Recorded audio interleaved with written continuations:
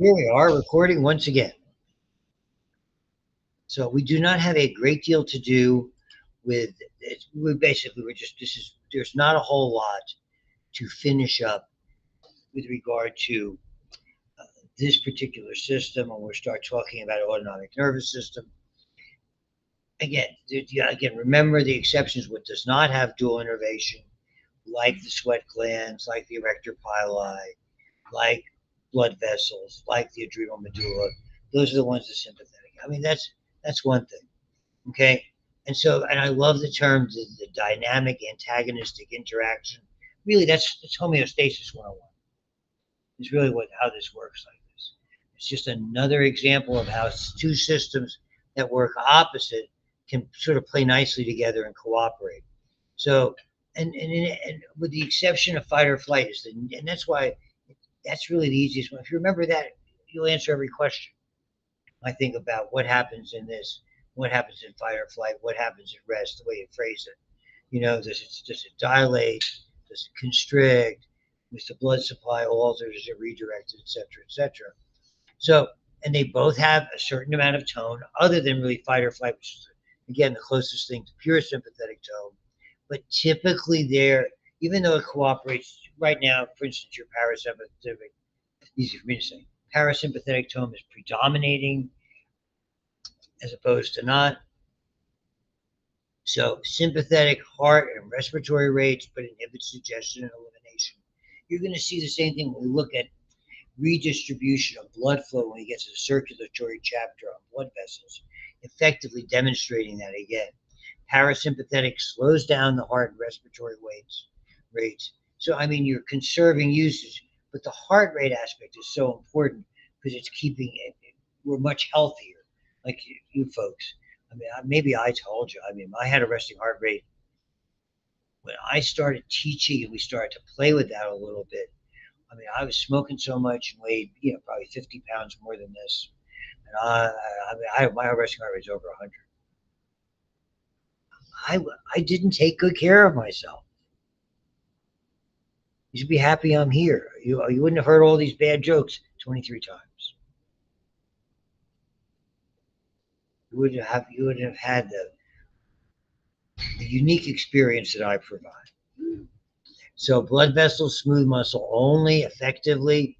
This condition is all blood pressure, and really this is the whole ballgame when it comes to blood pressure. Sympathetic tone or vasomotor tone, partial constriction. That's there, and that's why that bottom number on the blood pressure is so critical to understand. We'll get to it. We do blood pressure. Yay!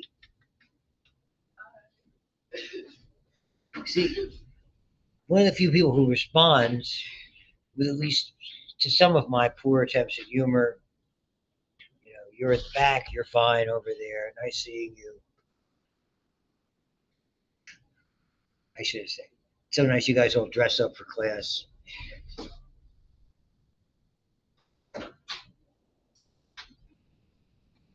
As an aside, so in high school, I mean, unless you went to some type of school that had like a uniform code, and it's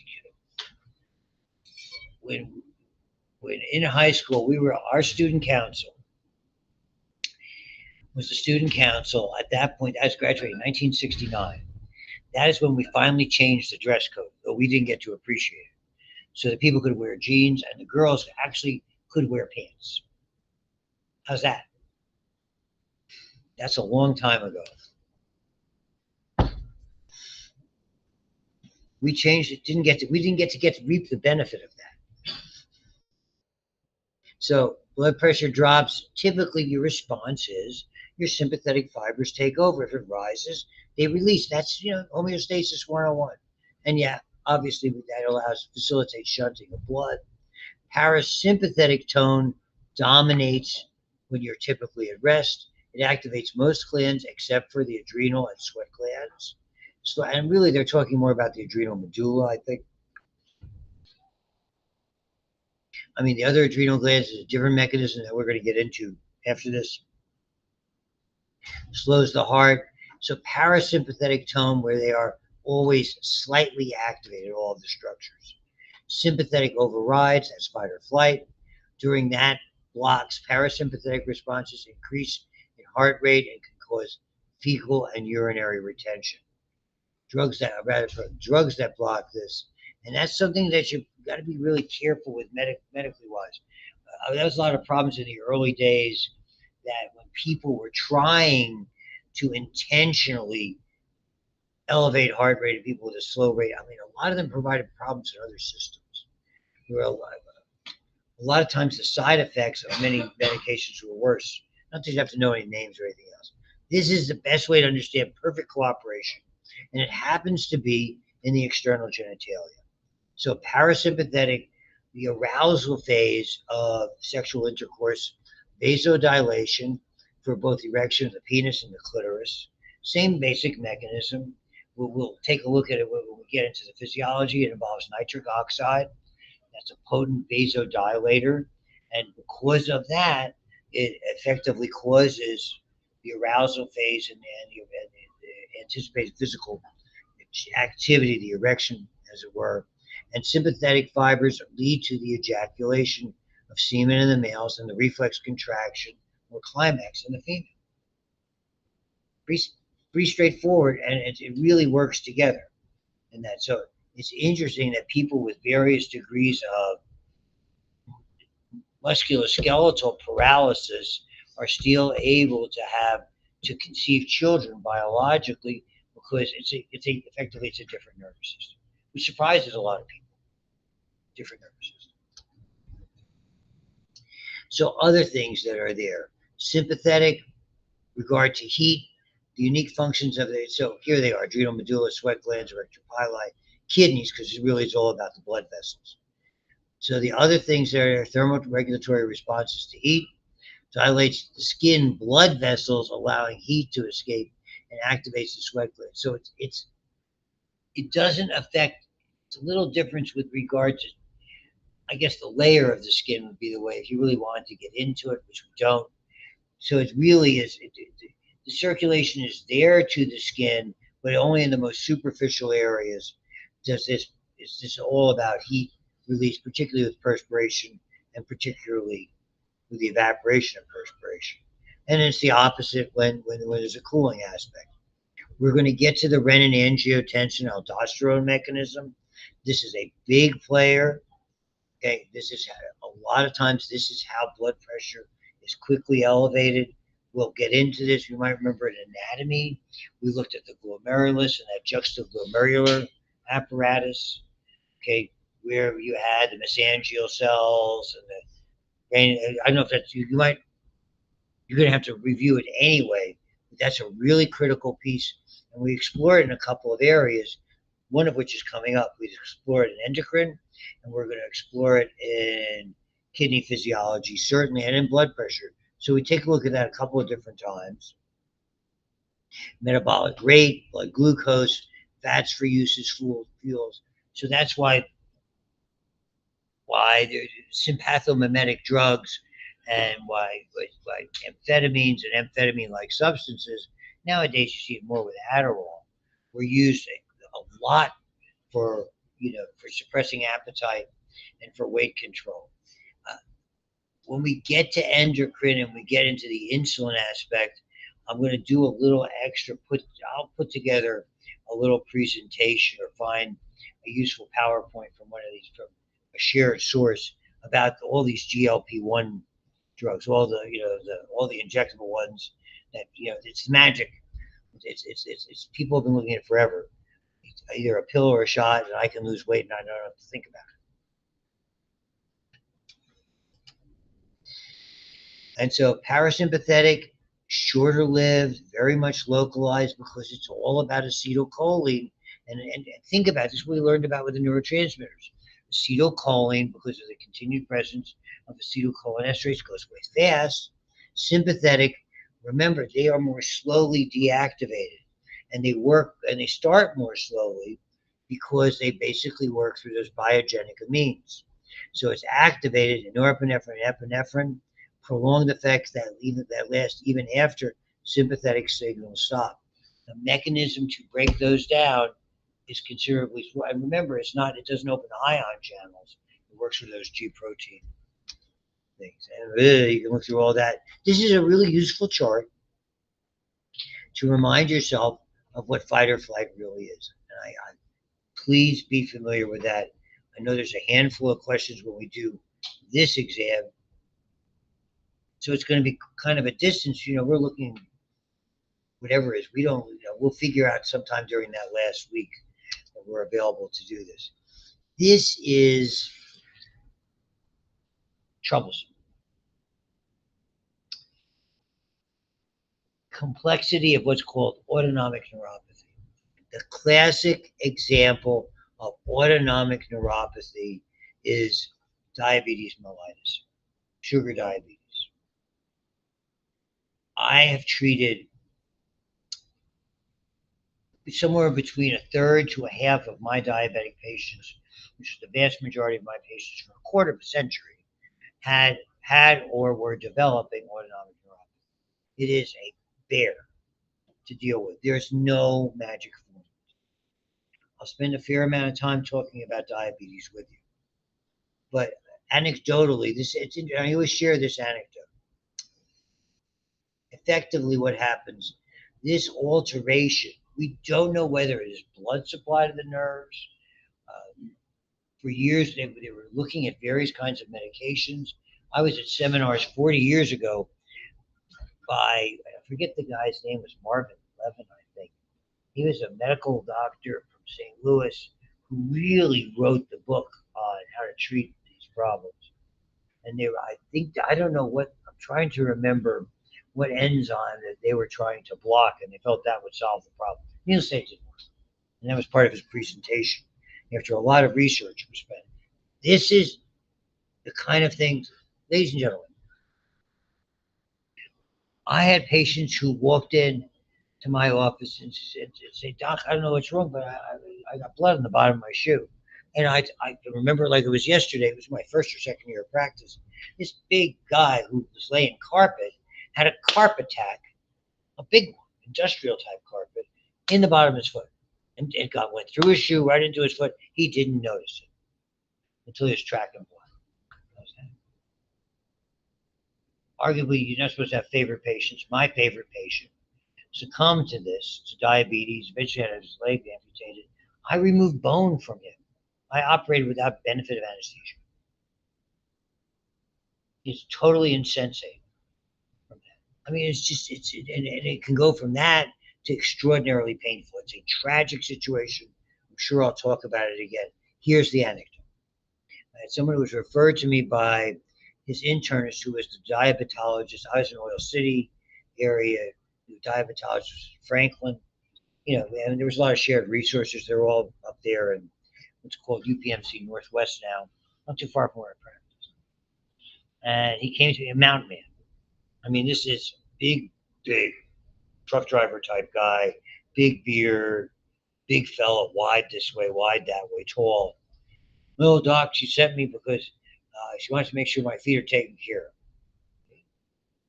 And so I took care of him. I said, well, we were going to have to see every couple of months and all the do's and don'ts. And I said, well, what happened? I mean, I hadn't seen you, and you've had the diabetes for a long time. He said, insulin dependent diabetic. He said, well, you sort of get man-to-man type thing. What got his attention, this is one of these guys, didn't take his insulin, didn't watch his diet.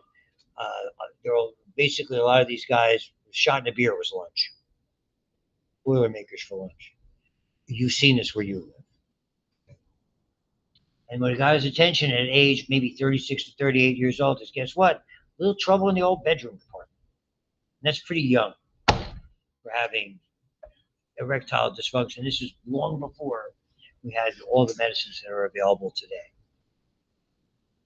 That got a scorching lecture from his internist, sent him to me. He didn't come back for like 6 months, maybe 8 months, and I didn't recognize him. I hadn't seen you in a while. I was hoping you'd be back here in like no more than 2 months. Well, it doesn't matter, Doc. I'm done. It doesn't matter. He's lost a lot of weight. Looks terrible. I'm on the transplant list. My heart's bad. How's that? Before he was 40 years old. And since I didn't see him again, I suspect it was not a good outcome. Not making this stuff up. I would never do that. Just to tell you what things are like. So all of these things, they get orthostatic hypotension. Someone my age, you expect that. You just don't get out of bed and jump up, because you can go right down and hurt yourself. He said, people experience it then. Incontinence, sluggish pupils. He was driving a truck. Sweating mechanisms, which are so valuable for cooling. And it's absolutely true, and we'll talk about it when we get to diabetes. Rigorous control is the key.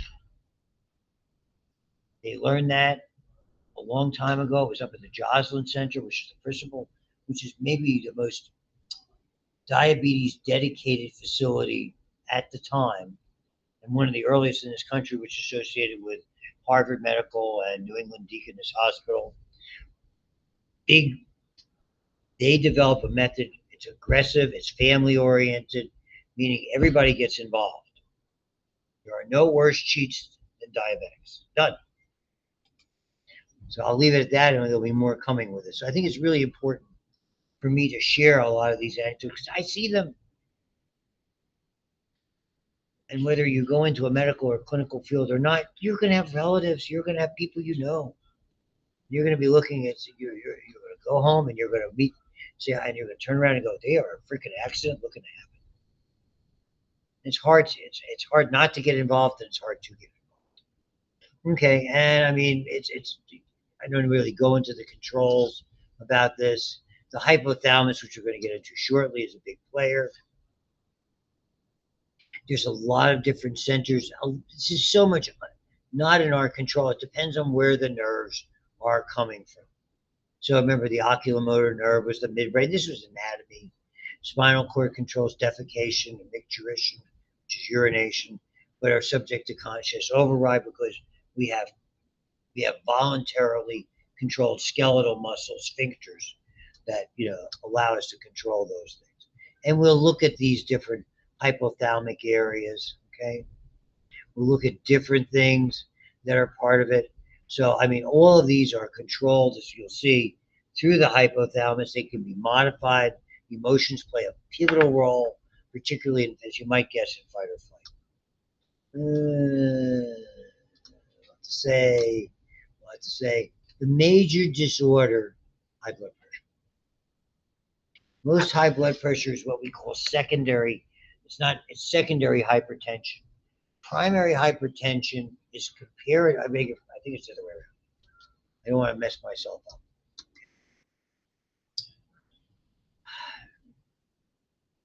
Primary hypertension, and I'll double check. I'm not going to certainly ask you about it because we do it in our unit on blood vessels. And I always seem to forget which one is which. Essential hypertension is something that it's more heredity plays a role, lifestyle plays a role. There, people, the more bad habits you have. You smoke, if you drink, if you don't exercise, if you eat ridiculously, if think of all the bad things you can do, that's all going to make you have high blood pressure. Just is. And hereditary plays a significant role. All of these things are part of it. The other one is where you can find a distinct cause that's structural, let's say in the kidneys, that would have a certain means with regard to it. Nevertheless, these are certain things: overactive sympathetic controls and stress. And what happens, and this is what gives you an enlarged heart. Building up your muscles is great up to a certain point of no return in the cardiac area. So remember, the sympathetic tone. That means if that tightens up, if that goes from 80 to 85 or 80 to 90, the bottom number on your blood pressure, your heart has to work harder to open it. There's a point of, we call it diminishing returns. Now that heart becomes too muscular. And you saw what happened on this. It's from the test. That 80 to 120, all of a sudden that muscle's already partially contracted. It can't generate enough of ejection when we get to ejection fraction in the heart to be satisfactory. The heart is so muscle bound, the chambers are small. So at this point we call it cardiomegaly, which means an enlarged heart. So I mean that's why high blood pressure is often the silent killer because people don't know this and they find it out incidentally. Oh, we're good. We have to do a knee procedure on you. They send them in. You know, you got an enlarged heart. The routine chest X-ray will show that. And if they're going to go have a knee procedure, they're going to get a chest X-ray. It's like, whoa. I remember a guy. Another anecdote. I remember a guy came to me. They wanted me to join the Junior Chamber of Commerce in a small oil city where we lived. Very nice guy. And the next time I saw this guy was in my office. He'd had a stroke. He was under 40 years old. Big, heavy guy, nice guy. Busy in the community, all that stuff. Doesn't play favorites. Didn't know. And there, again, work hard, artery walls. Wear and tear is not a good thing. Blood vessels, you will learn when we start looking at the clotting cascade, are internal roadways. Think of the roads, what they look like now. Yesterday, where was I driving? On Route 65. Coming back. Oh my gosh. They threw us out of the thrift store. They had a fire. You ever go to the red, white, and blue thrift store on Route 65? Well, I'm in there. I got stuff in the cart. Everybody out at the 5:30 in the afternoon. Everybody out of the store. My wife's yelling at me, "Did you take anything with you?" They wouldn't let me check out. She's mad at me.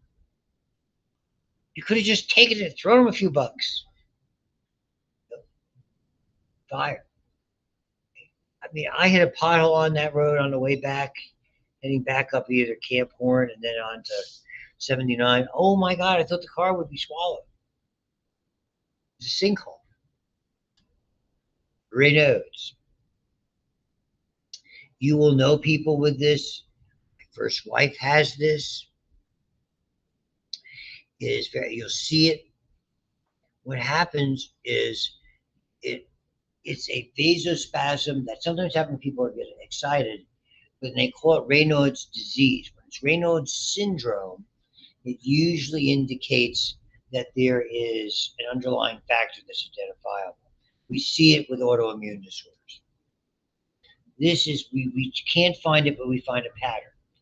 So typically it's sudden temperature change from warm to cold. It doesn't mean ice cold. She would get this, and she was a wonderful swimmer. She was a certified scuba diver. I mean, she loved the water. I mean, our kids all could swim like crazy. Okay, and your fingers would come out, and I saw patients with this. And what it would look like is it would turn from the normal pink, healthy color, it would blanch and go white, spasm, and it would spasm, interestingly, very much symmetrically. So when you see things bilateral and symmetrical, that's a little indicator. And what would happen is it would hold that. It would be very painful. And then the spasm, when spasms release, you get an overflow of blood. And that overflow of blood tends to make them sort of a dusky reddish blue color. So we used to call it the patriotic disease from red, white, and blue from that standpoint. But I have seen this multiple times, and it's very unpleasant. There's not a lot of treatment. In regards to, they tried a variety of agents. They had different things. So when you look at it, it's basically avoidance. Sometimes people would get excited and it would demonstrate itself. There is an interesting disease called, you wanted to know this, called TAO, thromboangiitis obliterans. And that is with smokers. I saw this in the vet's hospital. It's almost like an allergy, if you want to think of it, to smoke. Asymmetrically, different digits would start to go into vasospasm when these were smokers, and we would see it. Their fingertips were turning gangrenous, and they'd be smoking. At that time, way back 50 years ago, in the vet's hospital, you could smoke in the hallways. I mean, doctors would smoke in the hallways, and things like that. Patients would, all the time. It was in Virginia. It's a food group. I'm not being flip. I'm being absolutely true. You're all looking at me like those who are still awake. How could that be true? But it is true. We had a guy who did this, and I knew exactly. It was called Berger's disease, rare Berger's disease. So, I mean, it looks a little like this, but this is bilateral and symmetrical that was asymmetrical. So there's a lot of things that go on that we can't necessarily explain. Exaggerated vasoconstriction is Raynaud's. This is autonomic. This has to do with life-threatening, with quadriplegics and spinal cord injuries. And I personally have not seen this. I don't doubt that it exists. So I think that's all very interesting. And that really, so it's a very interesting system. And so I'd like to introduce endocrine as we get on our merry way. I have it loaded here. That's 15A and B for your viewing pleasure. I had to put this one in for whatever reason. It was over the size that Blackboard Ultra. So I converted it, if you're looking at it now, to a PDF file. I can't imagine that matters. It doesn't matter. I mean, I can send it to you some other way if you prefer. I'll be happy to find a way to send that to you. I don't know if a regular email will let me do that. If I have to share one of those shared drive things, which I don't understand. It's above my pay grade. I'll have Dr. Hillwig do it for me. So, endocrine. We've been sitting here with the nervous system. We saw the nervous system. We saw the autonomic nervous system. Nervous system is for fast controls. Maybe autonomic is a little slower controls. The endocrine system is slower still. It is the other control system. It is principally based on chemicals. By definition, endocrine come from what are called ductless glands. Ductless, where exocrine, like a sweat gland, has a duct, a way either to go out to the surface or a way to go into, like the alimentary canal or reproductive canals or respiratory. Those are glands with ducts. Goblet cells are ducted glands. So inevitably, what we see, and I endeavored to point that out when we did the brain dissection, areas where we saw where the pituitary was, it had all that reddish, brownish stuff. That's a nest of blood vessels. That's a plexus of blood vessels that surrounded that structure. It's really important. So they work by hormones. Almost by definition, they're transported by way of the blood. Slower but longer lasting. That's pretty much as you've already seen, a classic way that our body works. If it's slower to start, it lasts longer. And endocrinology is a study thereof. And then you can see the difference. It's pleasant. There are some oddballs that we look at in the system, but really, reproduction, growth and development, fluid and electrolyte balance, metabolism, energy, body defenses, it's all here. So important. So again, the major endocrinological disease, the most common, diabetes mellitus. Not the only one, that's the big player. Gout, another one, big player. These are diseases that affect these systems. So exocrine, salivary glands, ducts, carry it to the surface, whatever that surface is, external or an internal surface, vis-a-vis an internal passageway. And endocrine glands produce hormones and are without ducts. So the big players, and you'll see this is why it is a physiological. We really didn't deal with it a lot in anatomy, maybe just touched on it en passant, in passing. Pituitary, anytime I get to use a French term, I like that. It's like French cuisine. Pituitary, thyroid, parathyroid, adrenal, particularly the adrenal cortex. Really looks at the medulla, was the last one. Pineal, not a lot of information about that.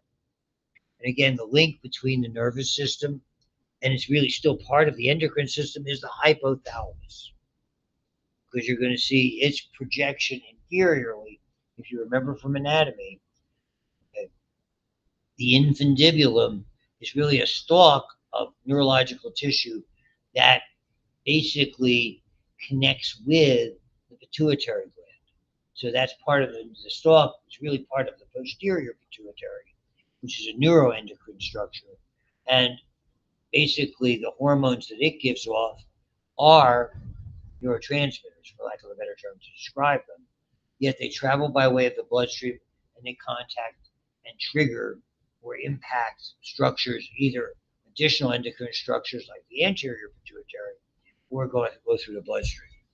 So, and we see a lot of double duty glands, the pancreas, insulin and glucagon, but also it's exocrine because of all the digestive enzymes. So you're going to see that. They enter into the alimentary canal. The gonads, basically, the dual structure in the sense it's exocrine and endocrine. It's exocrine structure over eggs and sperm. It's endocrine structure, testosterone, estrogen, progesterone, placenta. When we look at reproductive, you'll see the same idea about those things. Some go directly by a series of passageway into the developing fetus, yet it produces the estrogen and particularly the progesterone to sustain the fetus and sustain development during really the process from once it develops, usually the end of the first trimester until birth. And we'll get into that. So a lot of different things. Fat cells make something called leptin. Thymosins play a pivotal role in the development of the immune system, particularly T cells, which get their name from the thymus. They're born in the bone marrow, but they reach competency, as it were. They reach a degree of development within the thymus. Cells in the small intestine are playing there, stomach, kidneys, heart, etc., etc. Limited anatomically. So you can see not a whole lot going on. Size-wise, unimpressive. So long distance chemical signals, typically in the blood, may also carry their way in the lymph, kind of where the thymus would probably get a little bit of that. Autocrines in the stomach. You might remember those enteroendocrine cells, so-called G cells at the base of the gastric pits. Remember? Parietal cells, chief cells, you'll visit them again. Mucous neck cells, and then at the very bottom of the pit, enteroendocrine cells. They produce gastrin and other hormones. That's an autocrine. It's produced and it activates the cells right next to it. And paracrines, para means next to, and they're very locally. That's where a lot of these are local messengers.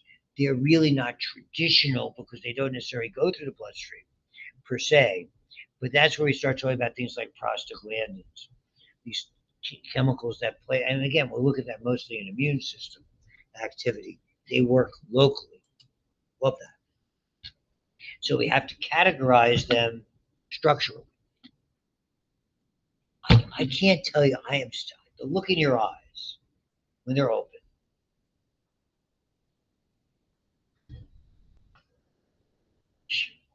And you had a good day up until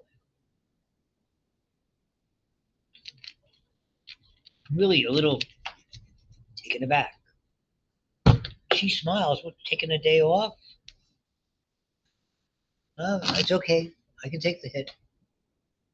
You guys don't want to show up? I will talk. I told you that story.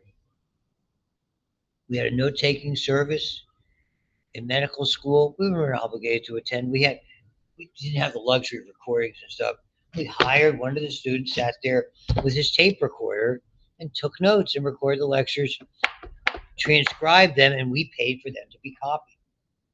We were very enterprising. I mean, typically he was the only person in the room. The guy who was our pathology teacher, who was brilliant.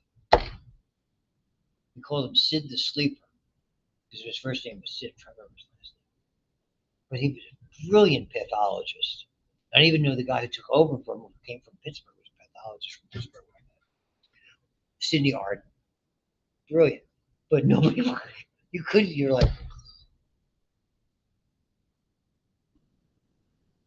but you just, I should have kept those tapes for sleep. They would have been very helpful. Nevertheless, two classes of hormones. Nice hormone, no. I was going to say naughty and nice, but that whole holiday has passed. Amino acid-based hormones. Significant difference is how they work.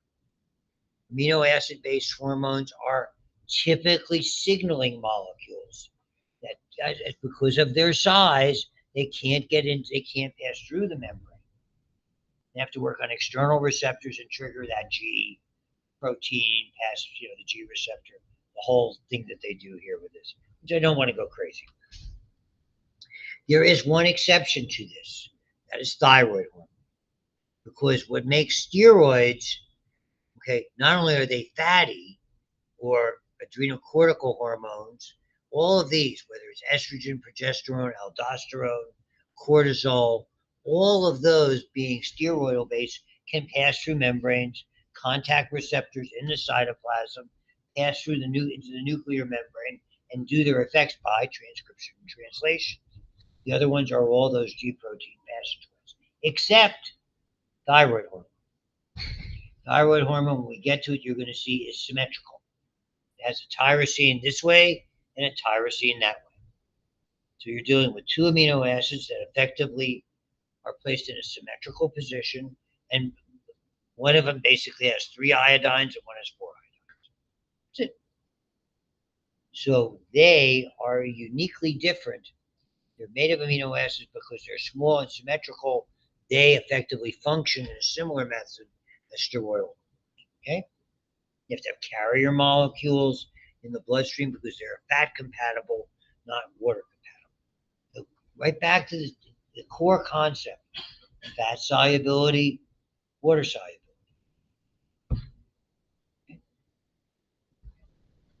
So the eicosanoids, these are, to me, they're more paracrines. They're locally acting hormones. These are the ones, you must have had these in biochem, didn't you? When you looked at, those long, those essential fatty acids, right? And they do that hairpin kind of a turn and form. Effectively, that's what really prostaglandins are all about. They're in the eicosanoid family. So some of them have very vast number of targets. Growth hormone, probably all cells have targets.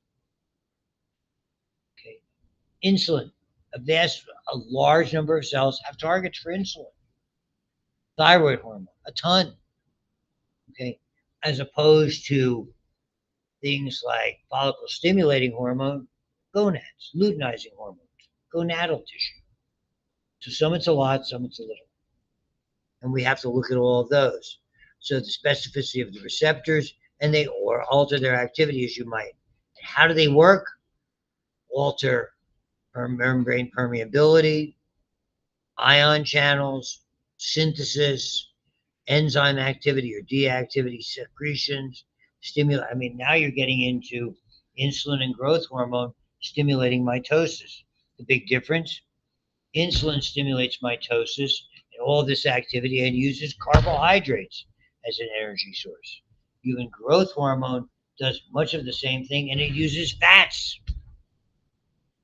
as its energy source. That's why human growth hormone is this perfect, if used properly, performance enhancing drug. You're repairing tissue, making more cells, building lean muscle mass, and utilizing fats, up to a certain point. The trouble is the byproducts of fatty metabolism are a problem, and the alterations in homeostasis are a significant problem. That's the big deal with a lot of these performance enhancing drugs. Is such an interesting area. And I'm surprised we'll hear about it in the Olympics. We haven't heard about so much in the Winter Olympics as with the tests. Maybe we'll hear afterwards if anybody has used them inappropriately. Very, very interesting. You see, Crosby was injured, and did you read about that? That Sidney Crosby got clobbered by a couple of. He was checked by Czechs. I'm trying to be too flip about it, and had to come off and couldn't come back in the second period. So, and Canada pulled one out. They were in trouble. Like 5 minutes left to go, they were down 3-2, and they were certainly in their number one seed. But they managed to win in overtime, relatively early in overtime, like 3 minutes. So hormones act on one of two ways depending on their chemical structure. Either they're water soluble, all amino based hormones, say thyroid hormone, plasma receptors, G protein, second messenger systems, going into the cell. You had this 1,000 times. I mean, I'd walk out on me too. I know. It's hard. There's nothing to be sorry about. We should be thanking you.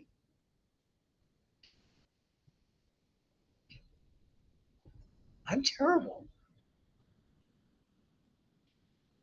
If I don't tease you, I don't like you.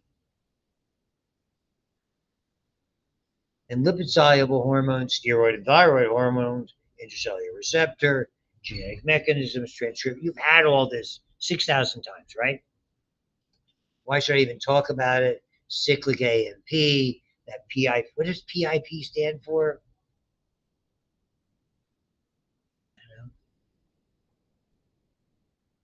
I don't know. We got somebody figure that out for me. Let me know. Ask her.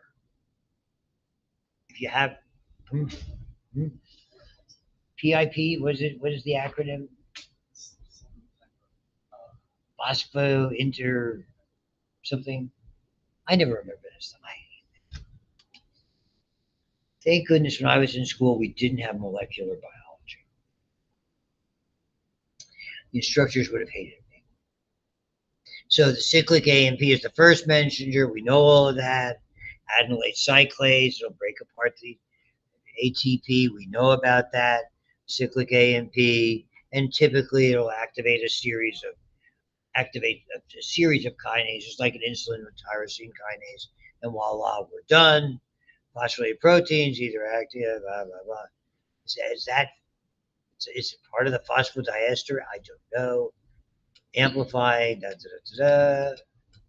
They go into all this. I won't.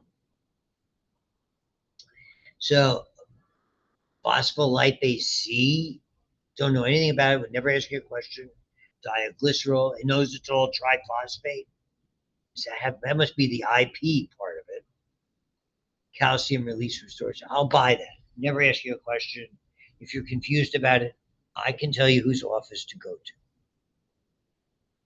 I'll even ask her to clarify it for me in case you have any questions. So, and calcium alters enzyme activity or binds to, here's one that should be familiar. I would know this word, calmodulin, on Monday, right? So calcium bound calmodulin, just like in smooth muscle, activates enzyme systems like that myosin kinase. So, hey, go with it. And there's other ones that are there. The tyrosine kinase is a significant player for insulin. All sorts of cellular responses from the tyrosine kinase cascade. Very interesting. Lipid soluble ones, steroid and thyroid hormones, diffusion of target cell, intracellular receptors. They can complex within the nucleus, that combination of receptor, transcription, translation. We're very familiar with that. All types of different things. They go on, they have a nice little diagram. Oh, thank God, I'm so tired of talking. Okay, we'll stop here. We'll save the flick for another time. How do you like that? My voice is giving out. My guys. We'll pick this up on Friday.